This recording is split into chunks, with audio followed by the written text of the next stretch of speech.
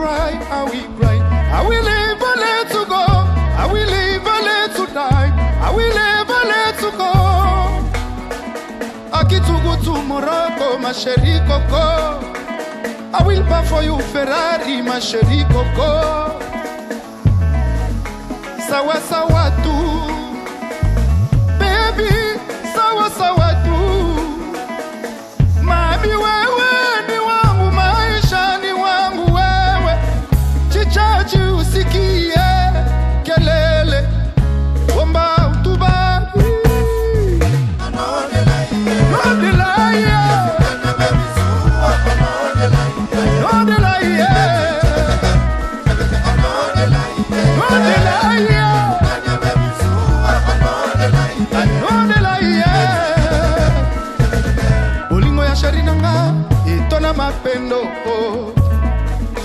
Bon, moi je crois que le silence de faire rigoler, c'est plus ça n'a forme. Ok. Silence c'est plus ça. Azaka silence c'est bon. Non, les langues fort silence. Allo baté hein. C'est faut mon no bacha cadena. Non, mais bon on a kino. Mon va lo ba ngote. Ok. Mon ça ni. Mon na. Dynastie, Harmonie. Ce sont deux grands albums les plus attendus. Ok. Oh, batu vraiment ba rosé là. Et puis né amukini. Oh, ma batu ba rosé là. C'est là au monde. Tu remontes à ma cam. Donc après na bloga. Kata. Bra. Oh. Yo comment dire? Rien. Na on faut tout na gouffre. Ah, pour ça on a studio. OK. Clinton na studio ce na mona Bill Clinton c'est le Oscar. Ba pika call. C'est bon, tu as fait ta centrum. OK. Yé mo le padre avant Diona. Et puis la senti mi sap. Na bino mais écoute, c'est terrible. Non, faut arrêter. Qu'on fait ça le bango déjà avant. Le numéro 1 en musique c'est Maître Gims bien avant qu'on fait la vidéo. Voilà. OK. Tika boy. Ah, mais là ça aussi. Tika boy, yango yo. Ndombolo abeta banenge tu. Ndombolo. Ndombolo number 1 mama. Number 1 yo. Kamata we. Et puis tout ça on sous note. Ndombola, on a V12. La loi plutôt. Batutu na babbe batutuka ndombolo. Soyez vraiment confirmé dans la polémiqueur na nenga mabe penza. OK. Anga si mandombola là. Maître Gims est le numéro 1 bien avant moi. OK. Au moins la humilité né. Kasime Kobuka la tête. Kofi a 24 albums à succès. Si le a succès. Kofi Bayamaye na ITélé. S'il vous plaît. ITélé. Qui est à l'émission en 2002. Bah le bien que tu es plus grand que Johnny Hallyday. Parce que Johnny Hallyday bah pour toi ça la force tout ça en France. Mais toi c'est l'Afrique. Bah moi passeport comment on appelle ça le passeport diplomatique. OK. Et puis qu'on a ambassadeur il y a culture dans Bisso. Certes c'est le malam. Mais Bisso tu n'es pas vendre tu ébiqué. Avec ça ou sans ça, Kofi mérite mieux. OK. Bah on bon il faut donner seulement. Bah ça peut être artiste ou il y a au là. Oh. Bah au single pas artiste, bah au single fort. Mon natie botalelanga.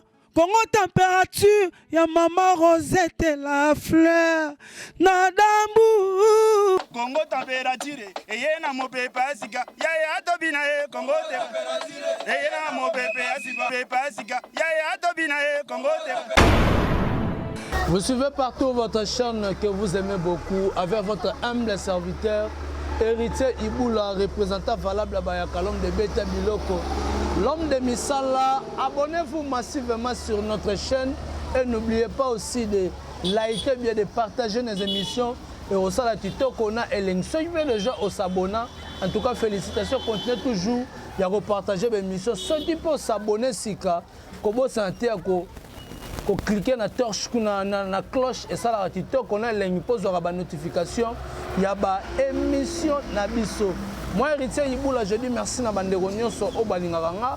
Merci aussi à mon vieux Adriss Chamotomètre Bebazi Beba Tchafouin Omonengo. Merci beaucoup à Gédéon Makambu, Papa Confort depuis Canada aussi, je te salue.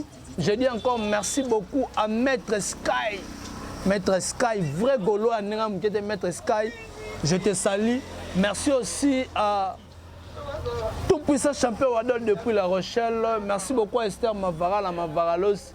Et biso moko mona bata papa Gérard, motema maman Joséphine, couple Mavaka la Matuka et puis famille Mavaka la Mabambote na bino.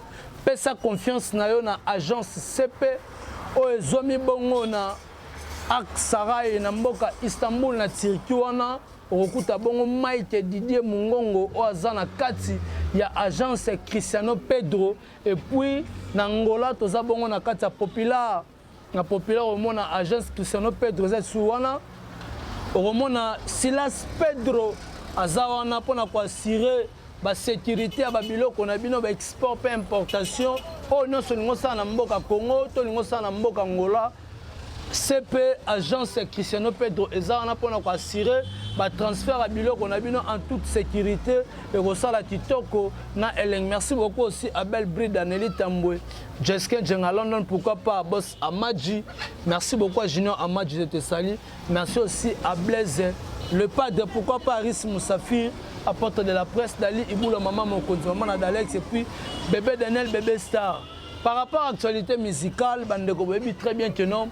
Tu auras dit que nous les cas qui ont salamadi tant on va passer qui passeport diplomatique na maboko.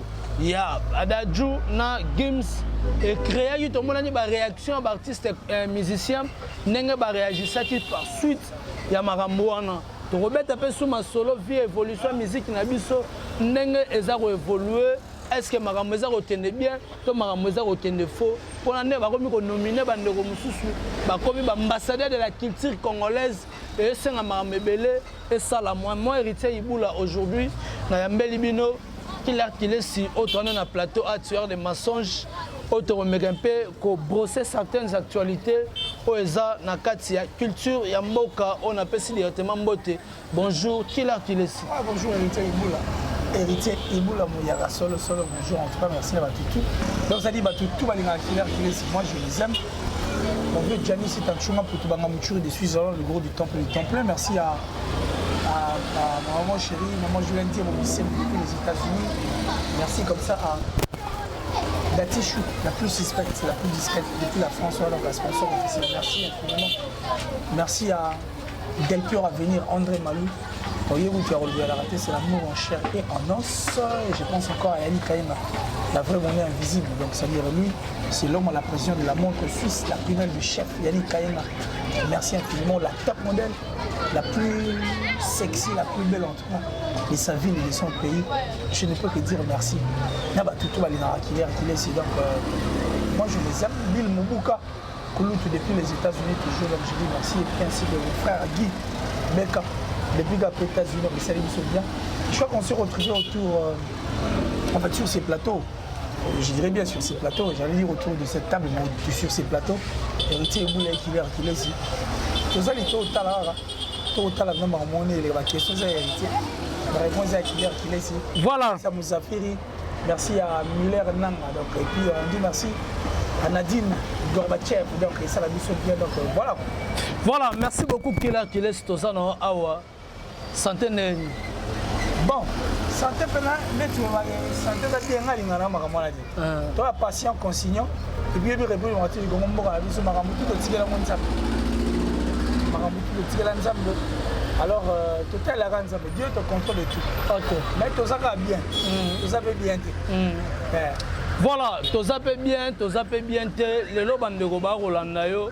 Tant que la culture congolaise n'est pas développée, on a eu l'aspect au marché très bien. Non, mais la culture en général est au tambour là haut. C'est vrai qu'un pays sans une politique culturelle, ou soit un pays sans la culture, est un pays mort. Tu vois, parce que la culture, en réalité, il y a la peine politique dans politique dans la région et puis quand nous aura la région tu comment on dit balander la on peut à la loupe les artistes musiciens tout bateau va former corps qui est le corps artistique en fait donc ça dire le corps culturel dans art ça évolue parce que Pendant mon on dit comme on voit il y a disparition. Mais tout le monde comprend qu'il y a bateau monsieur ça m'a comme nanenga bien. Nanenga moté à ma bête ba ça bien. De façon écriture et continuer à perdurer ça là toujours. Enfin que bateau ba ya peine énergie c'est que ma casse ça dit ba kumbango bon musique donc. Moi je pense que ça évolue, ça avance. Il y en a bateau ba ça mona moté malam. OK, bateau ba ça ferait tout bien. Voilà. Voilà, merci beaucoup à 9278 Smokey. Le grand rappeur, Capita qui arrive bientôt là, en tout cas préparez-vous à conséquence que l'artillerie Tolali Tolamouti, tout le monde a dit bon James c'est mon passeport diplomatique, il y a un petit frère naïe Dadjou. Tout le monde a dit non, falsifier message je pourrais dire pour que Kofi Olomide Azati très dessus. Suite que notre président de la République, c'est comme si à reconnaître qu'il va valeur na bangote. Mais tu vois comme on a l'artiste et moi il Twitter il non.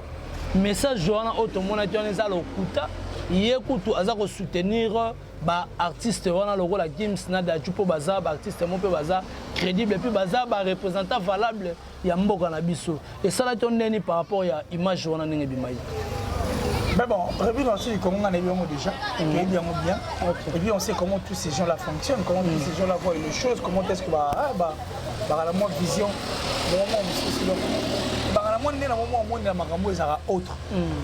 Moi je crois que, surtout que dans la logique des choses,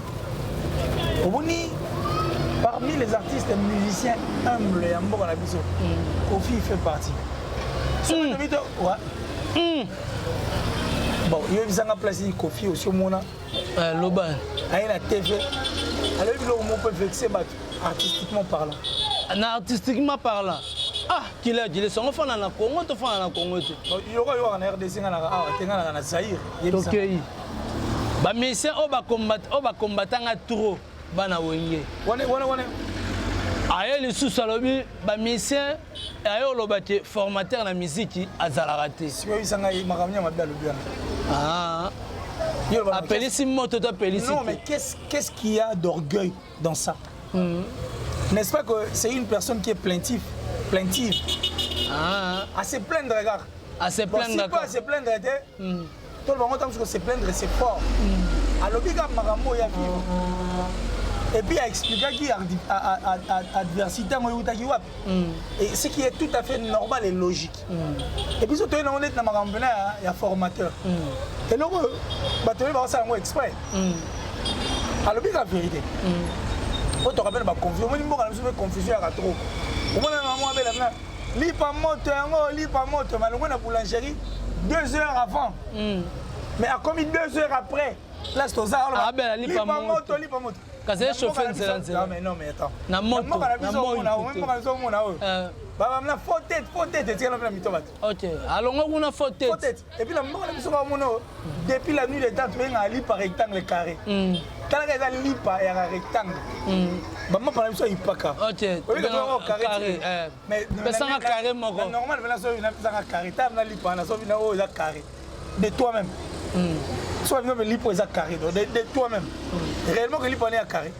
Non, pas bimisa mitou. Bimisa mitou. Carré peut qu'on galate. Voilà, carré peut à la ego.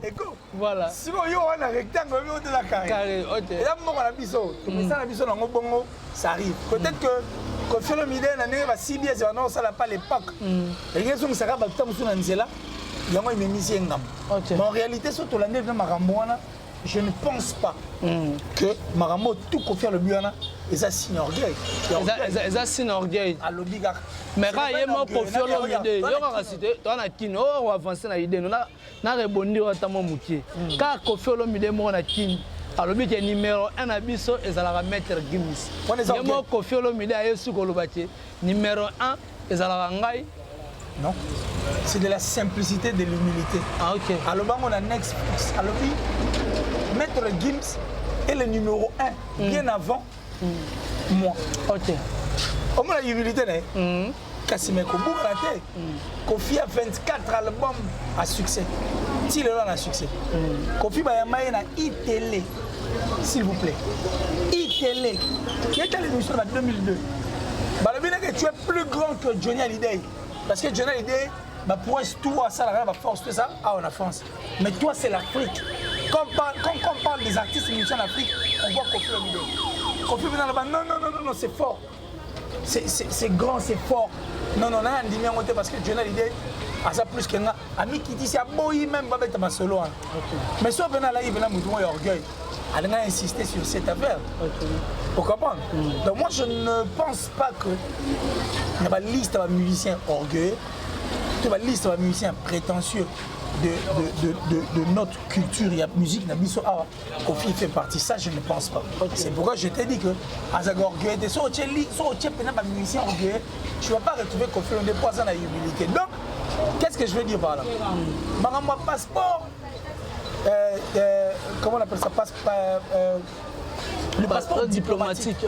Et puis, quand on a ambassadeur, il y a culture dans Bisso. Certes, c'est le roi malam. Mais Bisso, tu n'es pas en train de avec ça ou sans ça, Koffi mérite mieux. Ok. Tu as dit souhait pour Abatunio. Non, mais c'est un souhait parce que tu comprends maintenant comment il type. Tu es pardon, mais la mérite. Ah, mérite aussi. Mais Bisso, tu dois dire, ah, zoango. Ah, la légende. Et puis, on mérite mieux que les Gawana. Ça, c'est connu de nous tous. Tu les gars, comment concrétiser parce que la musique, la musique, a besoin de tout le monde. Les ambassadeurs, ils sont vrais. Ça dit autant que mon ambassadeur, ils sont à la cosité. Ambassadeur. Bon, bah, tu me sens que ambassadeur, bah, d'ailleurs, on a le couteau. Destination à Zuyo, c'est le couteau. Bah, oh, bah, ça l'a dit. Destination à Zalaki avant. Kaoué, ensemble, ambassadeur de la paix. Non, mais ça, c'est autre chose. Ça n'a rien à voir avec ce qu'on est en train de dire. Ok. Ça n'a rien à voir. Mais il y a déjà des ambassadeurs qui existent. Non, mais ambassadeur. Tu as un ambassadeur qui est qui viol. Ici, on a parlé des ambassadeurs, en fait, au bazar, des ambassadeurs. Oh, il y a culture dans Bisso, il y a rumba dans la musique dans Bisso. Ce sont ces ambassadeurs dont on a parlé ici. Tu comprends ce que je veux dire? Donc, pour dévier. On a dévié, pas le but que nos ambassadeurs, il y a d'autres ambassadeurs qui existent déjà. Nous avons un ambassadeur, il y a de la paix, il y a ambassadeur de la paix. Nous avons les things, il fallait pour un ambassadeur de la paix. Il y a viol, ici c'est le pays. C'est le président. Héritier Watanabe, ambassadeur de la tourisme. C'est le président de la République démocratique du Congo. Fachi Béton. Bon. Cette fois-ci. Gims. Bien. Quadra. Bien. Mais pourquoi ça encore après avoir coupé cette Gims na Dadju, après avoir reconnaître le candidat à Koffi Olomide? Information pour Koffi Olomide, c'était déjà. Il a fallu réaliser. Ouais. Au moins, on a mis deux sols. Jomo Boya, ça rappelle Makamuka Boy. Il faut donner seulement. Ça peut être artiste ou il y a un single là. Oh. Un single là, pas artiste, un single est fort. C'est ça, Babi, quelle liste des amoulés, bah, tu es par aux Bisso, et leur reprend la Bisso, la mort, on a besoin de passer à Gims, n'est pas Koffi Olomide Azu. Passeport diplomatique, comme on a reçu leur hôtel, comme on a reçu, il ne faut pas Bisso de même ça, Bilo Rognos. Non, je crois que tout est discipliné. Tout va bien se passer. Voilà, nous serons bien. Tolandi Koffi Olomide, après avoir recevoir qui est lobby dans la cité de Oia. Mais tout ça, il y en a. Ouais, tout ça, il y en a. Mais là, il Bisso qui montait à Mabega Bandeko. Nous étions là, nous sommes arrivés. Nous étions là, toi et moi. Tozalaki wana ti 19h. Non, 20h. 20h et quelques comme ça. Vu que ton air osé là, tu as eu à hôtel et maton, les mythes au vanda. Et puis si tu as sûr qu'on est un peu moins belle. Parce que tu vas tomber au gagi. Mais ils ont les gars dans Bambiscade, il y a eu des coups de balles et puis gaz lacrymogène pour essayer d'arrêter en fait cette hémorragie. Tu étais présent. Nous étions là, on a vu. Nous avons commis tout les photos à Makambango. Mais ce qui est choquant et puis écœurant, c'est que la presse congolaise, il y a mis des brebis galeuses. Et puis il y a mis des parvenus trop. Et puis il y a mis des coopérants. C'est-à-dire que toujours quand on est confié à sa propriété privée là-bas. C'est même Kayena, événement au Koffi Olomide a commis ambassadeur, s'il vous plaît. Il y a culture, il y a mort en abisso. Ce qui veut dire, à sa pour la culture, mort en abisso. Et tout celui qui soutient la culture doit être derrière Koffi Olomide. C'est pourquoi nous tous nous étions là. Moi j'étais m'appeler, j'ai dit qu'il faut qu'on aille. Il faut tout assister à un moment où. Mais nous sommes arrivés. Le roi toi hier au Lemba, tu s'est réfugié dans la moto dans la potosel. Mais soi-disant, je ne sais moi, na benga trinani. Moto pena a kosi batu que Koffi Olomide était déjà sorti. Bango pesi basaki nini? Bakendaki alors moi to zelana ezali par rapport à la citation et puis quand on a la raté nous on était rentrés mais nous étions là. Le maître de double demeure nous étions là. Depuis ti tozongi tozalaki vraiment wana. Moi j'avais des questions à poser au grand Mopao. Si vous avez dit que Koffi Olomide à Rolando, combien de questions nous avons posées? 4. Parce que dévoiler peut-être 2. Mais posez à mon coco. Le quadra.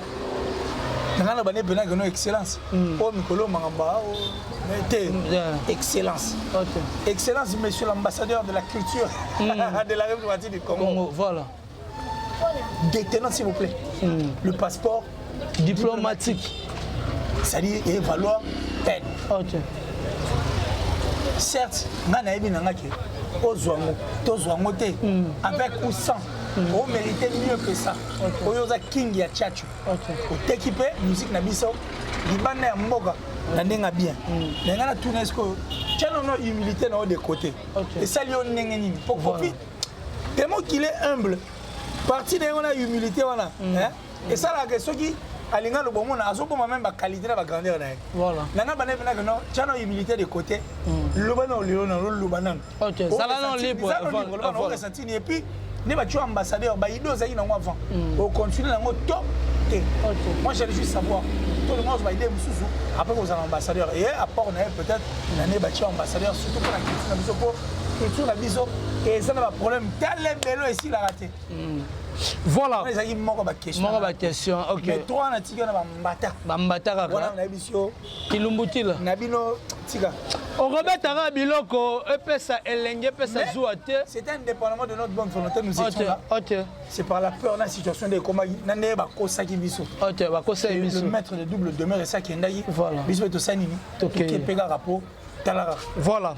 Qu'il est si sorti à Koffi Olomide dans l'andi bande konabiso au baladi devant caméra micro batuni Koffi Olomide a comme ambassadeur de la culture congolaise et lors nini o roti ko longola oza ko mona culture na biso donc ne bien té Koffi Olomide a bien ko longola polémique na makama mike mais on sait très bien que ngana yo ne faire na plateau abi que Koffi Olomide a créé un polémique à ressentir moi da père il y a polémique mais attention attention je ne veux vraiment pas rester place aux gens mais il y a le clash là moi polémique musicalement parlant les arabiens mais polémique n'a besoin de dirait débordant au moins venir non mon artiste musicien à ça l'accident bah tout soit Amélie Champagne OK il na zui abi fadai OK mutopela qui pour représenter Mboka la République démocratique du Congo Libanda a raté trophée s'il vous plaît OK bah Amélie ba Champagne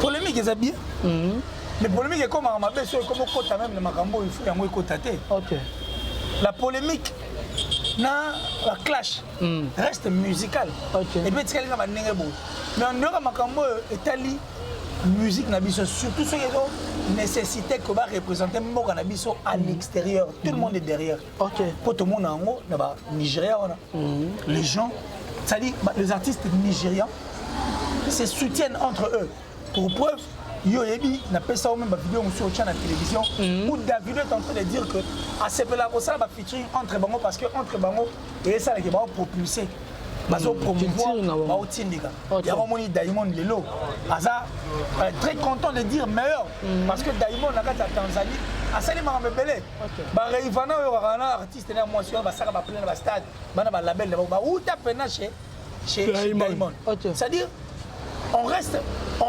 tanzanien, on reste dans nos polémiques, mais quand il s'agit de la Tanzanie, nous autres photos sani face. Pour y avoir normalement Koffi, période de big non, quoi de rappeler on a soulevé le mot. Soulevé le papa beta biloko. Koffi le midi yo le big bana wenyemba ya rapona. Ba sani. Ba dimné quoi. Siko yebisa nga indombolo. C'est va non dépendre quand en 1996. Ndombolo continue 2000. Répondre. Bandero Baolanda va répondre. Ah, bah répondre, n'y peut pas. Va répondre. Il y a une continuité. Parce que Ndombolo est en 1996. Ok. Bah, il y a Ndombolo, Tutu Kalouchi. Ok. Kofi Boutazouan Ndombolo de 96. Si, en 1999, il continue 2000. Ah, Tika Boy. Ah, mais là, c'est ça. Tika Boy, Yango yo. Ndombolo, abeta banenge tu. Ndombolo, Ndombolo. Ndombolo, number one, mama. Number one, yo. Yo, Kamata, we, Et puis, tout ça, on se l'a dit. Ndombola, on a V12. La loi plutôt. Batutu, Ndombolo. Soyez vraiment confiant à la polémiqueur, na nenga ma penza. Ok. Anga si Ndombola. Pero d'habitude, je me jamais à l'aise. Ndombola, ils écrit là. Voilà. Ils écrit là. Là, Kalouchi. Mais dans le souci de vouloir emmener notre musique loin, Ndombolo, on a copié à Zuyango. Dans 96, on a fait de l'amour à quel an 2001. Ok. Ce qu'on m'a dit, on a fait la musique. Ah. Non, la vérité peut-être. Il y a Azana sous sa musique. Je sais que Moutoumsa Royi va partir pour partir Moutaï, on a zaté Moutoulba Marambo à zaté. Oh, yo lobby que Kofi Olomide a lobby, yo lobby pour Mouta polémique, ou la polémique, on a polémique. Je te dis, il reste professionnel en fait. C'est un pro. Il reconnaît que la polémique Wenge Salagi est normal, est loyal parce que Moutoumou Otarolinga a mon Kofi Olomide la place. Moutoumou Otarolinga a place. Moi je vais être excellent, toi tu vas être excellent. Nous avons de petites guerres comme ça entre nous, ça dit c'est loyal en fait la polémique baline. Et ça pour yo l'accent Rosa Iboula, il y a la solution même la côté qui n'est jamais d'échec. Si on soit maintenant Kofi Alayi Moutoumabé parce que moi je dis que Kofi a un cœur. Sauf Alayi Moutoumabé, Quadra, Koraman. Est-ce que Ndombolo Pena et ouais revenez. Après ça dit leur représente un succès. Mais Nadia, Kala. Zotama. Eh maman. Motalibo Maliara la foule. Et ça succès. Et ça succès. Allô, téléphone. Obinini. Allô, téléphone. Ya wazé quoi, ngala ya wazé quoi. Oh, allô téléphone ya wazé quoi, ngala wazé Charles Mumbai. Maman Péo, na plein. Bon, on a allô téléphone. Kassit. Benga kuna na nini la Bruxelles. Yango to bina on mususu. Sikoye bizaka. Oh, ngabina. Ba crion ne sera succès te. Pourquoi na motema mabe polémique ali ne ozo crion na te. Abeta ngoto epusana. Tout le monde a peut-être Charoli Bondas. Ya ndeko na biso Templor. Templor na ma tête. OK. Vous comprenez? Voilà. Mais souka quand même. Donc c'est pour te dire quoi? Très gros en a succès. Mais soit mutala nele ngote. Et que na ngo comme na parce que son tuni Kalouji. Dernière fois betanga Ndombolo na album. Ah, ça de 1996. OK. N'est pas concert, feu de l'amour. Voilà. Mais Kofi a Zouango dans le souci d'accompagner la musique.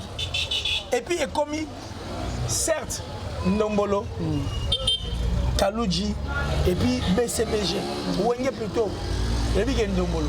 Mais pas Ndombolo petit à la bête à Moussou combo pe. Voilà que c'est Ndombolo. Style la musique congolais. Qui sait si Kofi y fait partie? Parce que Kofi a joué en 98. A joué en 99. Et Koti 2000. Et Koti 2000. Et Gabi le matin à Bercy. Faut dire merci quand même. Faut dire merci à Kofi Olomide. Aussi, parce que, quand bien même, nous avons une polémique, mais on comprend que la polémique, il est ça, artistiquement parlant. C'est-à-dire qu'il reste dans la musique parce qu'il a aussi besoin de rester. Il y a des histoires, on a pas ça, mon papa, on a été au top. La musique est si na sali ah papa musique ya bon côté voilà musique ya continuité faut ça là faut ça là bien mais par rapport à Kofi Olomide na sorti na ratanga bimina cité de Oya le quoi d'accord à man lobby en tout cas azana sengo to azana plaisir à makasi kotala tena passeport diplomatique c'est puis bandeko musu ba komina ba commentaire ba Kofi Olomide azalika censé te ya tena mutu a kozwa passeport ko bondir ko lakisa biso nyonso ka ezala mabe. Et puis Kofi Olomide a que Batebele ba ko benga ba ko proposer ba celle déjà monument. Abi Kofi tabinyo. Te Kofi Olomide que bato a komi da ko benga ba ko proposer da ba celle la monument. Ah wana bato ba ko benga e. Bato balobi. Balobi. Bato c'est pas Kofi bato balobi. Mais yé mo ka bimison na munoko. Ça fallait pas zo mutu ka zo passeport. Il fallait pas qu'il y ait un moutouka. Alors, on doit passer pas l'accès à la presse. Papa, bien mon passeport. Rouge. Et puis passeport diplomatique. Et on a un chef de l'État, il t'a pas dit. Il y a Souka. Souka, il s'en a dans le fond, on l'a dit, ça on fait dire vraiment. Bah, tu veux la quoi? Et que tu vois qu'il y a un brossa minute. Ah, Tikaboé, musicien. Nabi Naba musicien, tu théâtre, tu journaliste. Oh. À quoi on a une gakati, minute, la brossa tête. Jaune. T'as la brosse, c'était pas à mon nez, au moins, t'as là. Il y a une liste de Kingakati. Ozali. Ozali. Ok. Il y a un passeport diplomatique. Ah, surtout qu'il y a un passeport Kingakati. Ok. Mutu to ibi bonheur les arna Kingakati. Babi ka tala. To ke Kingakati lobby ba 9h. Papa, a bosser té. Oui, on a même temps on bosser on a monté sur la bosser fort. Alexis. Que RLK. RLK. Pourquoi il n'y a pas Kingakati bonheur les arna? Voilà. Mutu nini bena soit bengi na présidentiel soit passeport rouge. Aya na mutu kana été. OK. Comment tu as vu mutu kazana à chaque jour? Musu no mona ke dépo mutu ka po. Mais oui, on l'a dit, c'est même ça l'impression. Oui, mais au moins après sorti, le président a bien un artiste. Oh. A bien un commentaire bon. Ambassadeur. Bonne journée, au revoir, excellence. Excellence. Dans l'appellation changé. Excellence. Son micro bien confiné. Excellence. Ah. Et dérangé, il est rangé. Et dérangé. Mais c'est notre fierté, papa. Sur le bateau, on va le numéro 1, bah soutien. Non, faut arrêter. Qu'on fait ça le bango déjà avant. Le numéro 1 en musique de maison, c'est mettre Gims bien avant qu'on fait l'idée. Voilà. OK. Gims, Kofi. Voilà. OK. En tout cas, le reste c'est total en Osima. Bandeko balobi tellement Kofi Azawana. Gims Azawana, Dadjo Azawana. Et ça bateau va rappeler mon thème malamu. Est-ce que va promettre que non? Barosala maramba bien parce que batebe ba comme ambassadeur peut tout au monaté autre luka marambo pas ministre culture basala ke lokote tous les ministres culture basiona na mboka na biso monaté sur le plan culturel à part kokunda bibembe que to le ministre moko bi que ça salle mythique moko boye na Menkao toto sala ngona nani na Kinkole to mona te killer tu pourrais dire quoi est-ce que tu reçois une nouvelle vision na maboko ya Koffi Olomide Gims et puis Dadju? Moi, je crois que tu as la réponse. L'artiste, pour il fallait naza. Koffi Olomide. Ça, il y a un ambassadeur. Est-ce que c'est un ambassadeur? Rien. Tout les gars dans le quartier là. Koffi est ambassadeur. Aujourd'hui, il est honorable Cindy Lecoeur. Koffi est ambassadeur. Rien. Lélo Koffi est à la base, il y a succès, il y a jeune ébélé. Ok. Est-ce que Koffi est un ambassadeur? Ah bon? Ouais, vous avez un ambassadeur dans le salon, on sait qu'il y a un salon mieux que ça. Ok. Donc, on continue au salon mieux que ça. Ça, déjà, donc on connaît au salon. Voilà, on continue au salon mieux que ça. Tu laisses, tu vas dire que tout au long, il y a fait une émission à Bissau Mokola Lelo. Tu laisses, Bagolo, Gladiateur, Pemati, je salue, Patrick Mpama, Rolanda Bissau, Bruno Lubika. Mon propre Matemela Simanda Kouya Baleti. Merci aussi à Sandra Ngata Maman la Petit Plon Junior et Brody des Amatch. Bagolo pensez na bango que non le 3 mars ne barozo dynastie. Par rapport à l'anniversaire de Papa Hervé, nenga sala ramo ba fête nenga fêtaka. Ay na robet la bandula bansele banito et tout. Mais bagolo belé sena mama la poste ba mona. L'album Dynastie est plutôt Harmonie et Bima Bongo le 3 mars jour ya mbotama ya Papa Hervé. Bon, moi je crois que le silence te fait rigoler, c'est plus ça fort, Miko. Ok. Silence c'est plus ça. Azaka silence. Non, il y a un fort silence. Allo baté hein. C'est faut mon robacha cadena. Non, mais bon on a kino. Mbongo va lo bangote. Ok. Mbongo ça ni. Mbongo na. Ok. Ya va ba munoko na ndako, mbongo libanda. Mbongo libanda. Ok. Voilà. Munoko na ndako. Atene munoko na ndako. Ok. Kasi. Mais le temps aussi, par rapport à timing, le 25 février, le 25 février. Ok. Non. Jamais faire un artiste. Voilà. Et